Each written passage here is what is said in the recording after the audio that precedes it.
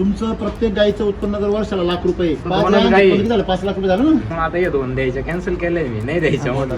2 द्यायचं का म्हणलं, नाही गाईंच्या द्यायचं. भरोश्यावरच बंगल्याचं काम सुरू होतं. गाईंच्या वर्षावरती एवढं मोठं काम आणलंय. शेतीचं नाही एवढं काही. नाही नाही नाही, शेतीचं काहीच आता संपूर्ण चारा केलाय. म्हणजे हा बंगला समोर आहे, हा फक्त गाईंच्या जीवावर आहे. गाईच्या जीव 5 गाईंच्या जीवावर. तसं 2च राहायचे अजून. हा बाकीचं आता ह्याचे पहिल्या रुची जरी आपण कर्ज जरी केला असेल तर त्यांच्याच हिंमत फेडायची आहे. हो हिंमत आहे. लाख रुपये गाई देती. ट्रॅक्टर आताच घेतलाय. ट्रॅक्टर बी घेतला. हो गाळ झाला त्याच्यामुळे मका गेली नाही ना, मोठं पहिला ट्रॅक्टर घ्यायचा. म्हणजे एकंदरीत दूध व्यवसायाने तुम्हाला एक स्टॅबिलिटी आली. हो. हा दूध जरी वाढलं होतं ना त्या हा. गाईंचं, फॅट आणि एसएनएफ टिकून होता, तो कमी नाही झाला. कमी नाही झाला तो.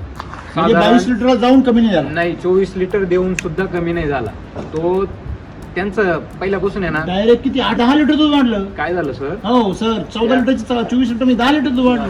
त्या गाईंचं आहे ना सर, फॅट लागायचा पहिला 3-0, 3-1, पण ज्या टायमाला मी ती मक्का पण आली त्यानंतर उलट वाढलंय त्यांचा. 3.5 हा 3-2 पासून 3-5 कधी 4 पर्यंत सुद्धा लागलेला आहे.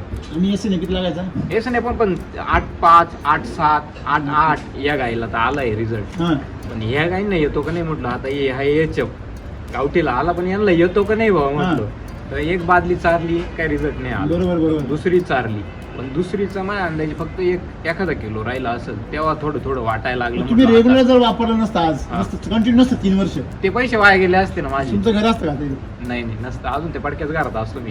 की श्रीमंती येऊ शकते, फक्त तुम्ही सातत्याने गायांना अमृत खाऊ घातलं पाहिजे. तुम्ही गायांना विष खाऊ घालून तुम्ही किती पैसे कमवा ते तुमच्या घरात टिकणार नाही.